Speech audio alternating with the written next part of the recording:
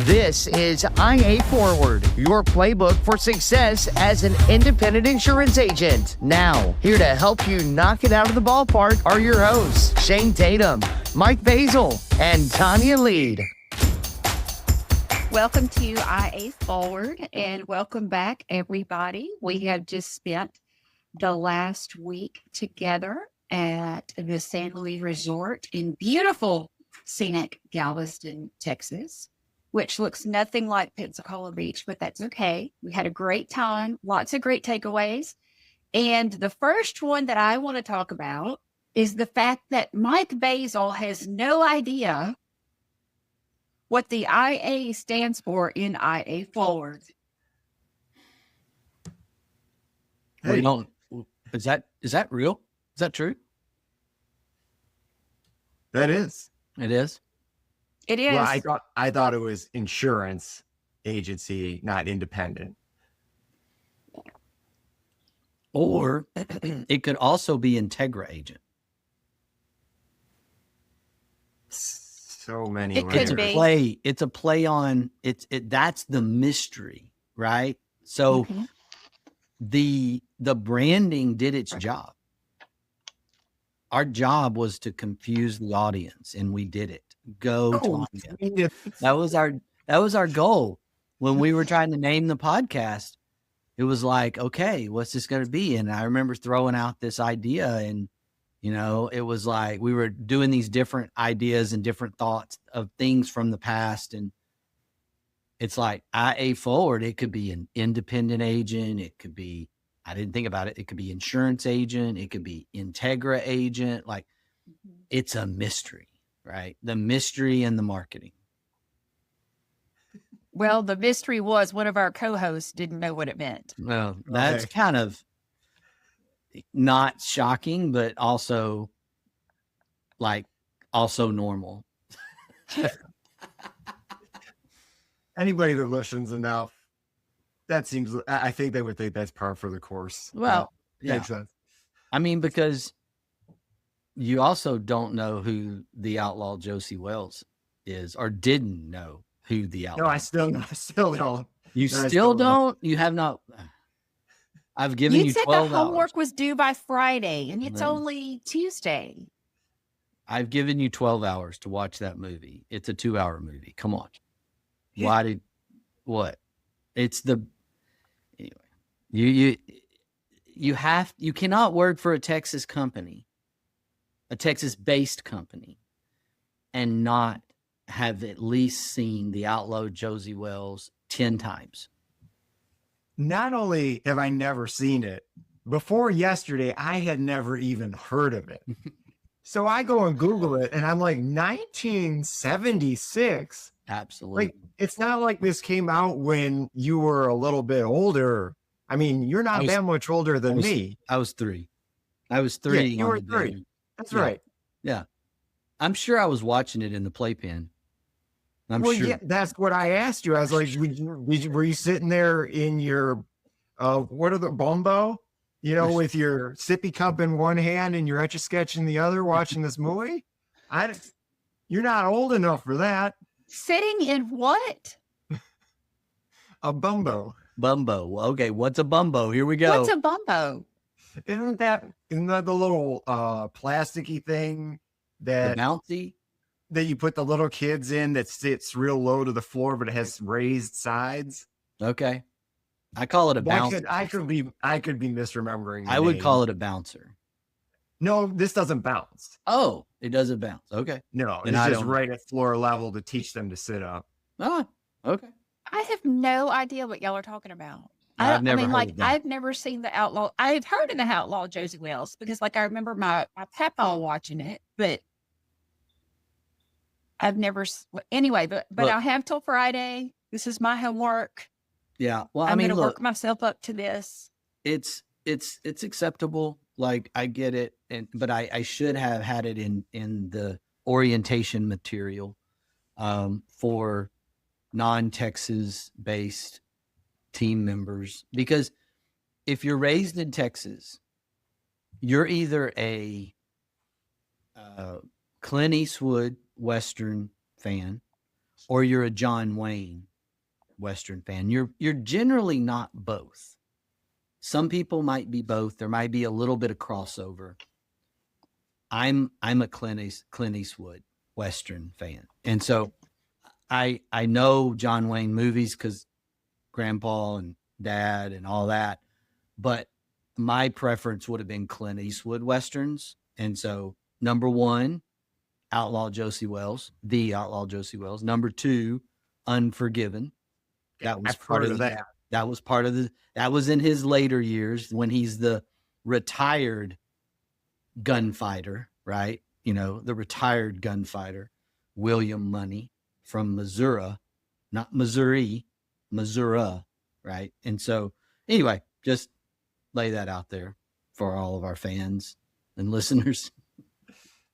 Okay, so here's the non-insurance thing I learned. It may come as a shock. Like, fashion isn't necessarily my forte. Tanya already knows where this is going. So our very first meeting of the day. Let me paint a picture before I start. We're in the conference area and we have our tables set up in your standard U. Okay. I'm looking across the center of the U, so I can see Shane in the middle, and then Tanya is beyond Shane, a few seats down. So I have a good sight line on both of you. And you know how I get sometimes. So I know Shane is talking because his lips are moving, but I've lost focus because something has caught my eye. Squirrel. Yeah. So I'm just sitting there minding my own business, trying to pay attention. And I see down at the end that Tanya has jewelry from her wrist to her shoulder, it seems. Okay. And I'm thinking, how much weight is she hauling around here? So I decided that I'd make my own version here. So, you know, I have also accessorized. Yeah. So, hey, I got the wristband in case things get a little, you know, if we're going hard here. Got the wristband. Never know when you might need some tape. Yeah. Yeah.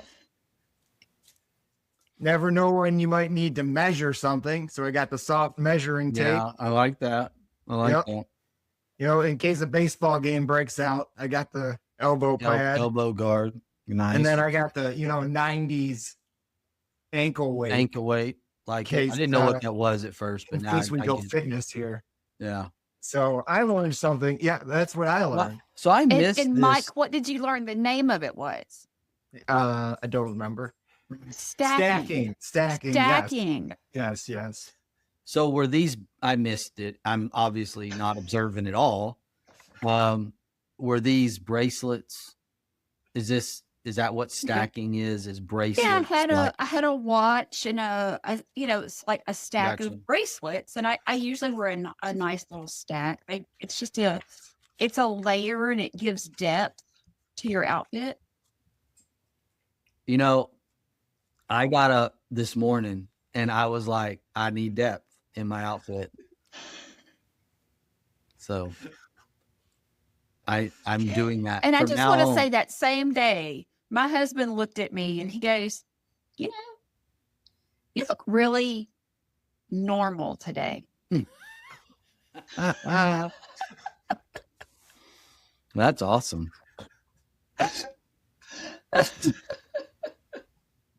Just skipped beautiful, pretty, and cute and went straight to normal. Went straight to normal. So I like it. Yeah. Apparently a stack of bracelets is normal too. But Okay. by the way, I have a check-in with another non-Texas employee, and that is the fabulous accounting guru, Miss Deanna Cassidy.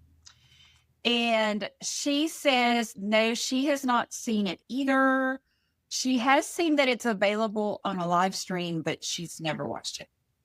Well, that's because she's also from Louisiana and not Texas, evidently. So there's lots of orientation that is needed. Maybe re-onboard some people on our team, on our teams, and let's maybe get this out into. I say we get it out into the new partner onboarding process as well, as we are expanding across the Southeast and Northeast and Midwest. That there's probably a reality that everyone needs the exposure to the outlaw Josie Wells in their life. This is what I'm picturing in my head. You know, when you come up on, you know, in the past, when the Patriots were really, really good, and they'd show you the heat map right before the Super Bowl. It's like, who's rooting for the Patriots? And it was just a little right there in New England. That was it. Everything else was the other color. Everybody else. I feel like this movie is like, who's seen this movie? And you show up the maps there, and it's just Texas. You know, it's got the color, and everything else is just blank. So there was a time in my life, in our marriage, where the girls were younger and we were not as activity involved through the, you know, weekends and things like that. And they would do one of those like 20, you know, entire week on either TBS or whatever. This probably goes back 20 years now, of playing the outlaw Josie Wells, almost like The Godfather would play for like a week or 24 hours or 48 hours. The outlaw Josie Wells or Clint Eastwood Westerns, you know, you might get several of them running back to back. And Julie would walk through and be like, "Are you watching that again?" Like this happened for several years in our marriage. Like that's a thing. So she despises it, by the way, in case anyone wants to know, but it is required watching, I think, for some reason. I just want to make my personal prediction for this movie, that it's like a guy who squints a lot and has like 47 grudges and lots of personal vendettas, and nobody communicates, everything escalates, and he doesn't let anything go. Lots of unresolved issues. Yeah. Well,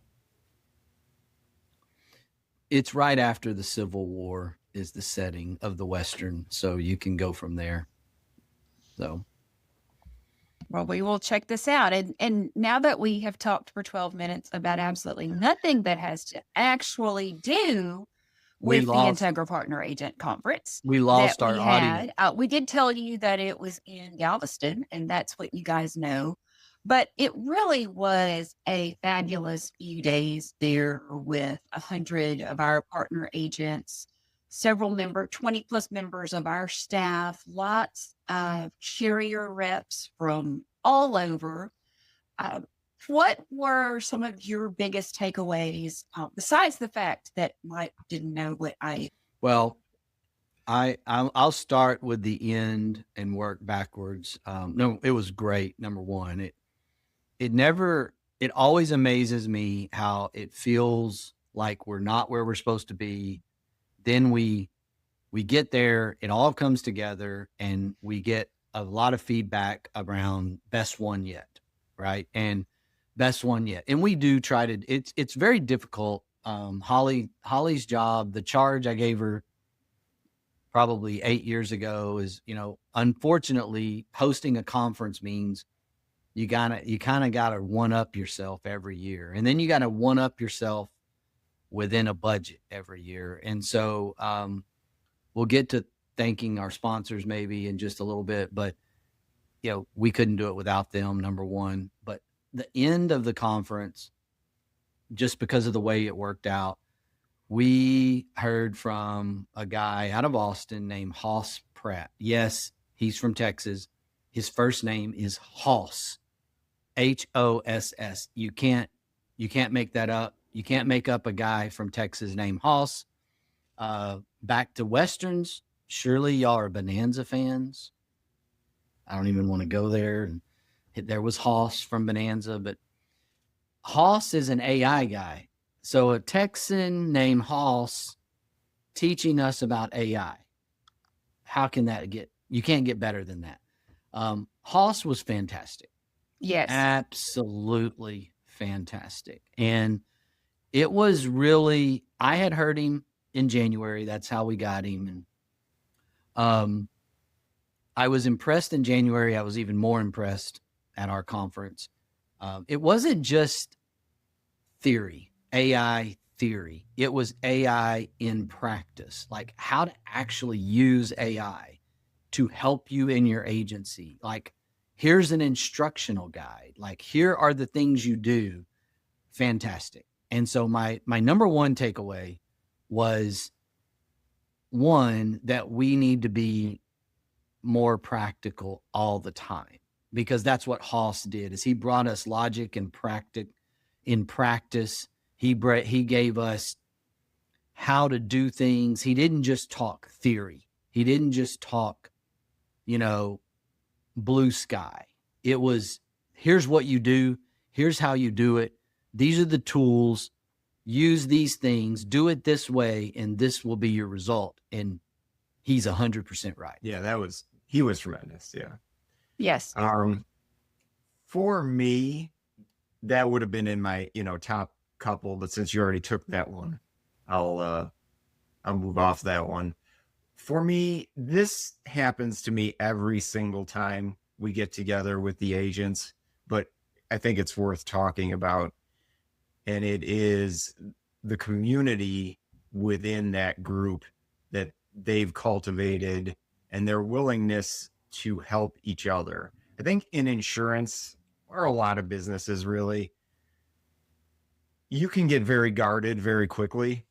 Oh, they're going after the same clients I am. They're only 75 miles from me. We could have, the same prospects. You could go through a whole list of things in your mind that would stop you from helping others.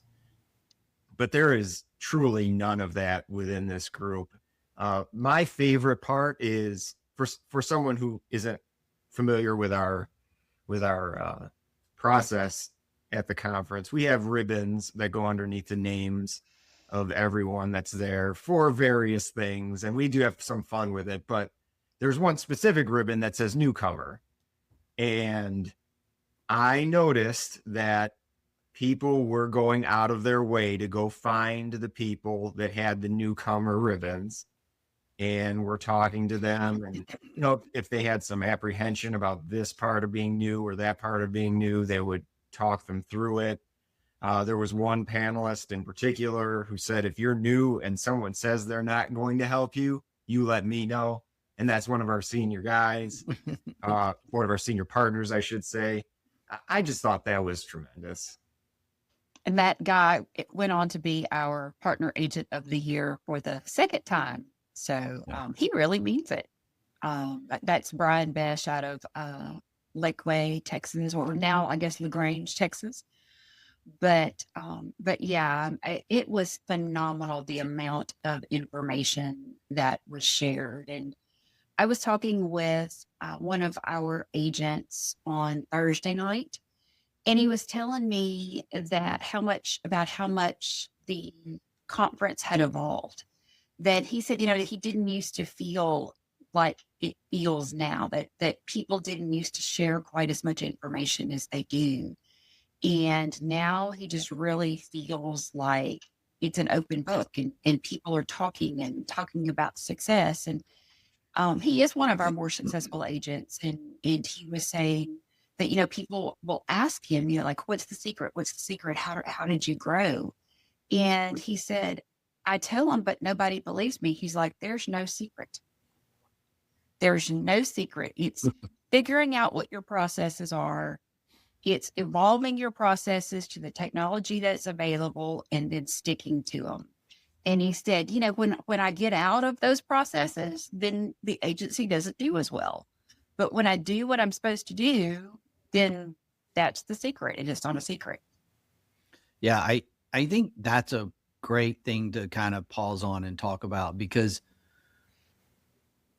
in society, and certainly within the industry, within the insurance industry itself, there are a lot of, I don't know, since we've been talking about old Westerns, there are a lot of snake oil salesman kind of things that go on, like get rich quick schemes, like do this, if you implement this thing, if you do it this way, you're going to be successful. You're going to make, 10x your revenue. You're going to do all these different things. And, that's just not reality for 98% of the people. There may be some really incredible, unique things that people might want to do or might have landed on that made them super successful. Like we have one agent that agency, multi-owner agency now, that in the beginning, they were at zero, like they started from scratch. And one of those agency owners had a relationship with a really successful mortgage brokerage in the same office, same area. And they were generating like 400 leads a month from that environment. And it allowed them to grow really, really quickly. It allowed them to be extremely successful, and they had to kind of reset themselves 3 or 4 times on processes. Now, not everyone is going to have a resource right out of the gate to give them 400 leads a month. Like that's not normal, right? And so in the majority of the cases, it's roll up your sleeves, it's network, it's go to work, right? It's get busy.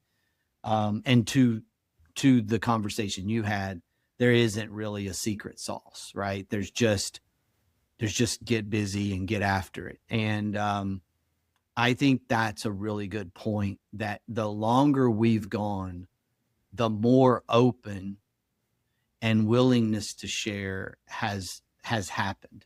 And I think it took a few people being willing, right? And then that just sort of snowballed.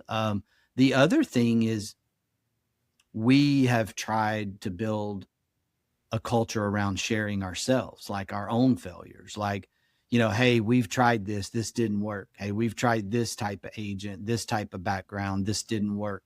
We've got a retail operation here in East Texas that's kind of a live lab, and we've talked openly, like we tried that didn't work here. Maybe it works in suburban San Antonio, but it's not going to work here in Huntington, and on and on and on. And I think one of the worries is that would become cliquish. But to Mike's point about the newcomer, it hasn't. Like people are welcomed in. And I think that's more back to the boutique network setting that is, we don't really have to police it. The members, members of the network, the partners in the network, they kind of police it themselves. I can't imagine us even trying or needing to police that just like, ugh. But there's no need to. I mean, our agents are absolutely fantastic about sharing information, wanting other agents to be successful, because they know that if we're a strong group, then that's great for profit sharing, that's great for profitability. And the stronger we are together, then really and truly the stronger we are individually. Yeah, I mean, that's not what we always see, right? With conferences and things. And we've seen things that haven't worked out for organizations because of the clicky kind of nature. And I'm just very, very happy and excited to know that has not happened in our culture. That's just not what we do, not the way it works out. And I think the helping each other, again, it wasn't something that I experienced early in my career. Like early in my career, there was definitely pockets of of people who would not share, and there were agents who were not interested in. They just wouldn't tell you. Like, they was like, no, you're a potential competitor, just like Mike mentioned. Like, it's just kind of silly when you really think about it. When I think about it in hindsight, it's just really silly that people have that mindset. I've seen it circle back around, 20-fold to people around sharing and then learning nuggets from others. And it's really taught me a lesson. Like, not that I was ever afraid to share. I think I've always been kind of willing and open to share whatever we're doing and whatever's going on and who's having success and where the failures might be. But our agents have taught me a lesson around that. Like, this willingness to share with others is sort of a way of life. That's why we have this podcast, right? Sure. I mean, we're giving away our secrets. We're sharing our secrets to success, which are processes and how to be profitable and how to start from the beginning and build a book correctly and how to fix it. I mean, that's what we do every week here. And apparently our podcast on profit sharing, our first podcast on profit sharing was extremely successful. Our agents really enjoyed that one. And I know that they're going to enjoy the second one as well. So got great feedback on that, by the way. Very cool. Very cool. I think that's a reality. Most agents don't understand contingency, profit sharing. There's been such an exodus from the exclusive channel. There's so many new independent agencies. Because it's not your traditional sales bonus, right? Like, a lot of the exclusive channel, a lot of organizations, it's generally built around sales, just sales, not necessarily sales plus profitability or growth plus profitability. And I think the independent channel's so good about that it aligns well with our carrier partners. If we make them money, they reward us for that, right? It's kind of the way you think about it. And so that makes us more money, and that filters back through and cycles back through the channel. And it's complicated. Like, when you put that slide up there in the small groups that had the table, I mean, that sucker makes the periodic table look like it's grade school. I mean, that thing is legit. That's actually what Todd, who is Shane's brother, that is in charge of our premium finance division, and he looked up and he's like, "Is that the periodic table?" And I'm like, "No, I don't know what it is, but it's not that." But yeah, and speaking of that presentation, we had 8 different breakout sessions this year, and I really enjoyed that. And I'm going to say this out loud. I actually really enjoyed the one on E&O. Okay. Yeah. Okay. I mean, I've never said that out loud before, but the one on IDB Pro and Isaac Peck did that and talked about some products that are included with his E&O service. And it was really neat. Like, I really enjoyed that. But he's a cool guy anyway. So yeah, they do a great job. It really does. Yeah. And adding value, right? I mean, thinking about adding value to something like E&O, right? Right. Just really, really cool. I think when you think about the tables and the laughing about, looks like the periodic table, there are really smart people that are sitting in a room somewhere cranking out the numbers to come up with, what a loss ratio and a premium dollar amount, what extra compensation can become available. None of that is by chance. All of that is by design. And, somebody didn't choose 2.86 as a random number. And there's nothing random about it. Right. And so I really think it's very creative of our industry. The insurance industry is extremely creative, even though it gets a bad rap for not being creative and being old and sort of, dusty and, not willing to, but that's just not true. It's actually very creative, and it deals with a lot of changing risk through various things, right? Storm seasons, convective storms, climate cycles, hurricane risk, wildfire now, that's a huge one, right? And then you get all the geopolitical stuff that comes in that changes the outlook on the economy and what's happening here and there. And so we are not a boring industry. And I say that to young people all the time. And if by chance a young person stumbles across our podcast and is interested in this industry, let me just tell you, it's extremely exciting. Profit sharing, to me, I think it's just such a great concept.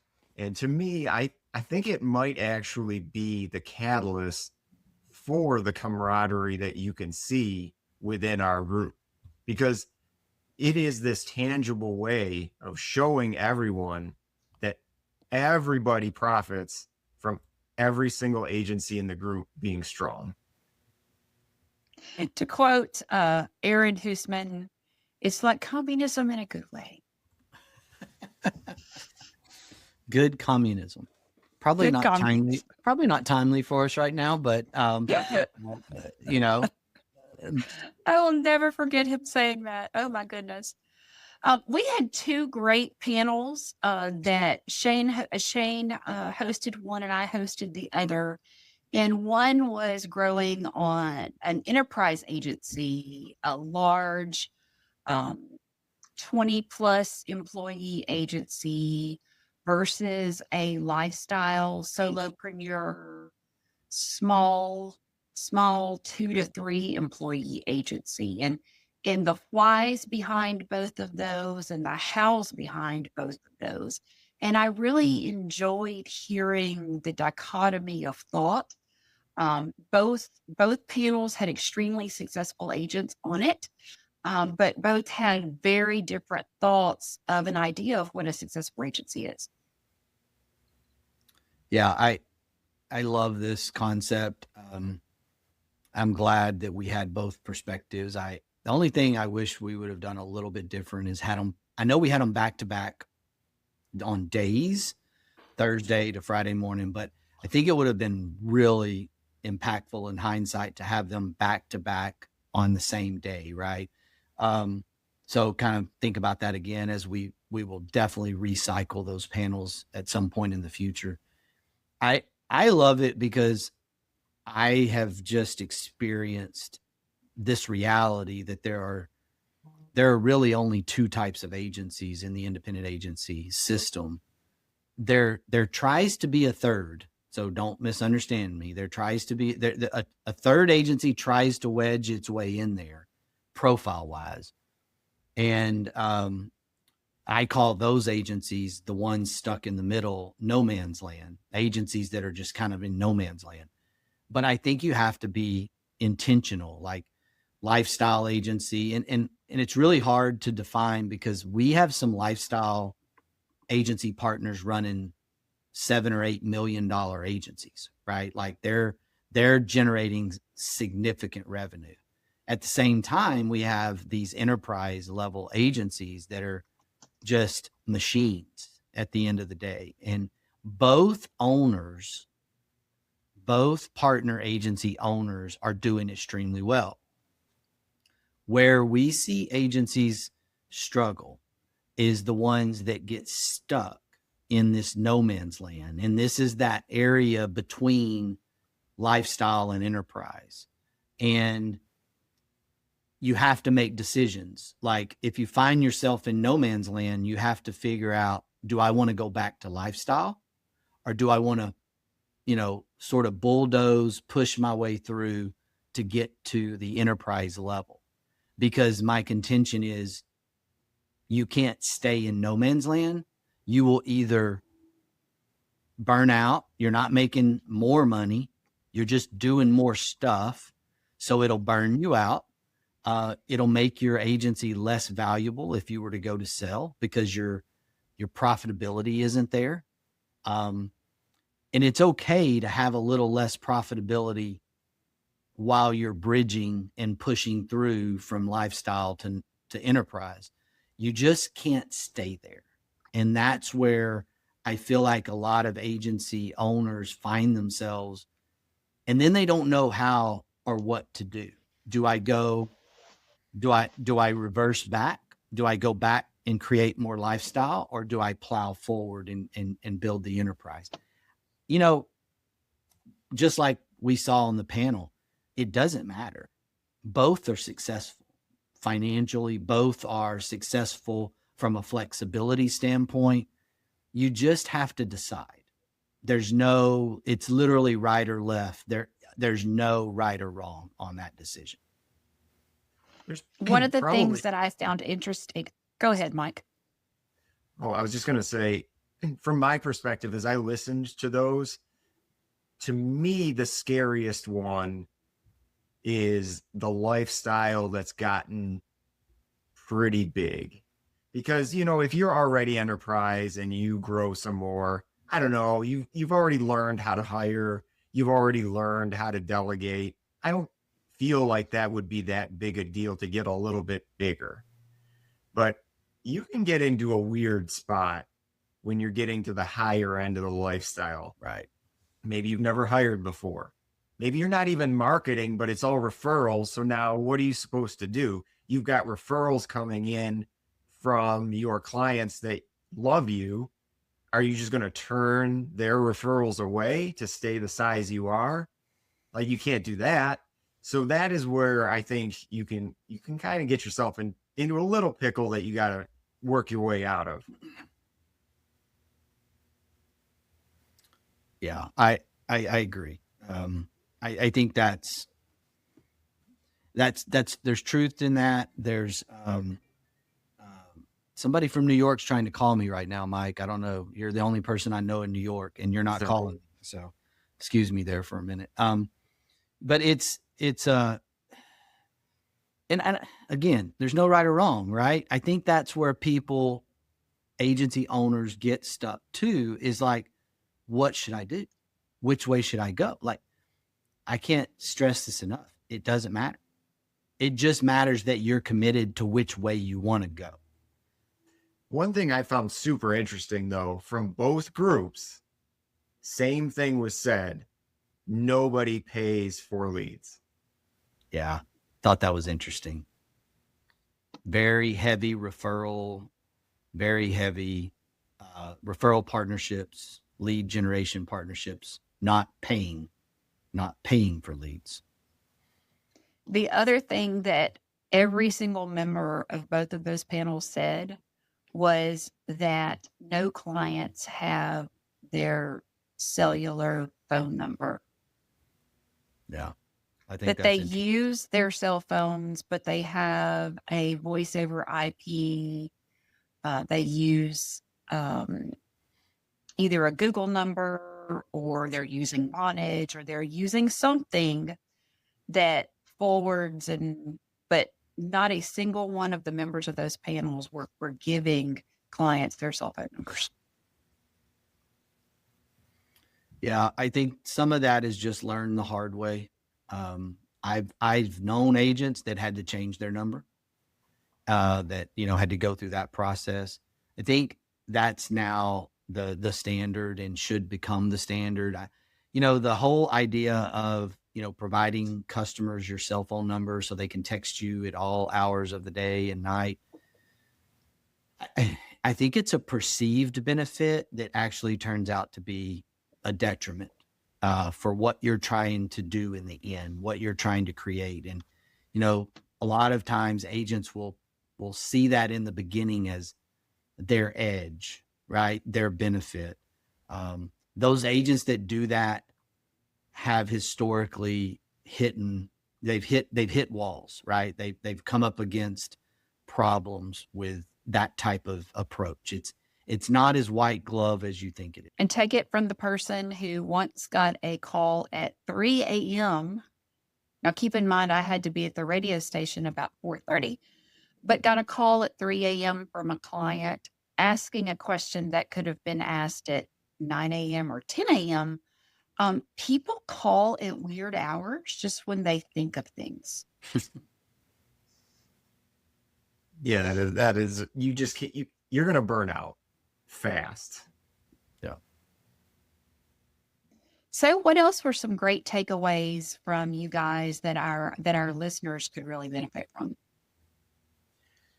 For me, this is something we've talked about in the past, but it just came back around in my mind that I just wish that the term insurance agent was changed to insurance advisor. Because it really feels to me like that is the way that you will be successful, is by advising and not just selling something.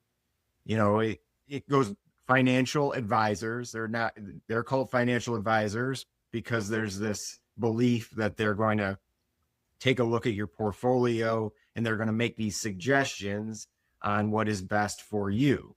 But for whatever reason, there's a different perception of insurance. And then there's just, you're not going to go to your financial advisor and say, I need you to make the most money for me that you can possibly make. And here's $5. So, just make it happen. But that's kind of what we're doing with insurance. I just want the lowest rate. Just give me the lowest rate. Well, But part of that comes from the marketing teams that insurance companies have put in place, right?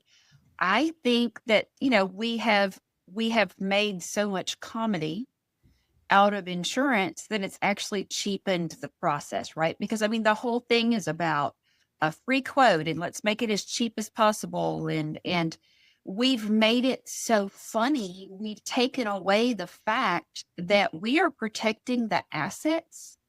Like people's greatest, most important, most expensive assets is we're protecting them. And I hate to say it, but the emu and the British lizard and the caveman and John Bon Jovi and, what does Travis Kelce know about insurance? So, all of the things, but we've made it funny, right? So there's not a lot of respect for a product that is seen as comedic. Yeah. And unfortunately, you're 100% right.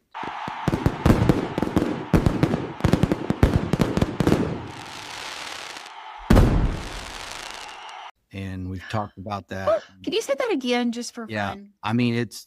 It finally, it has happened. Tanya is right. Took like 8 years, but here we are, right? Yeah. Should be celebrated. Confetti. No, Tanya's 100% right on it. We've cheapened it, the brand, the marketing of it, the chase, really this race to the bottom, so to speak, through the years. And I love that, Mike. I love insurance advisor. I love insurance consultant. I love anything that depicts something that is other than, we're just trying to sell you something cheap. And that we're just, I know we're salespeople at heart, but, getting the right coverage is important. And as working with a lot of personal lines focused agents, there's personal lines accounts that are $10,000 to $15,000 in premium, on average today because of auto and home and second home and some rental properties. And it's really easy to get there, right? Within the personal line spectrum. That is not sell you a cheap policy. And these are not necessarily the ultra high net worth type people either, right? This is the shift in really the American economy. And kind of my story on this several years ago was going to 30A, which I even hate to say publicly because more people don't need to find out about 30A. During COVID, the Wall Street Journal wrote an article about 30A. It's in the Emerald Coast area of Florida between Tanya and Panama City. It stands for County Road 30A, and Wall Street Journal called it the Hamptons of the South, and everybody started coming there, and unfortunately it's ruined our perfect spot. And hopefully people stay away and get tired of it because we love it. But I noticed when we would ride bikes through neighborhoods down on 30A that, one of the things to do is to have a little placard outside on the front of the house or, out by the street. And it was the owners of the house. And it was what you would notice is that several years ago now, all of these houses started being different LLCs, right? Like the Family Partnership LLC, the Tatum Family Trust LLC, the Basil Family Trust LLC, or whatever. And these were the owners of these properties, right? These are obviously secondary family homes, maybe multi, siblings own this, whatever. And these are not, I've met some of these people. These people are not yacht owners, right? They're business owners. They're successful professionals. The American economy has created a ton of wealth over the last 30 years, certainly 50 years. I mean, a lot of wealth. And when you have that environment going on as an insurance advisor, to Mike's point, if you're selling insurance like just on high volume, and that's not the game, that's not where we're going. That's not what your client, maybe non-standard specialty auto looks like that, but your personal lines, middle class to maybe the I don't know what we call it. It's not necessarily super high net worth, but it's certainly, it would have been considered wealth, 25 years ago. But today, that number keeps climbing, right? That net worth keeps climbing. That's not necessarily considered wealthy, and so comfortable maybe, but not necessarily wealthy.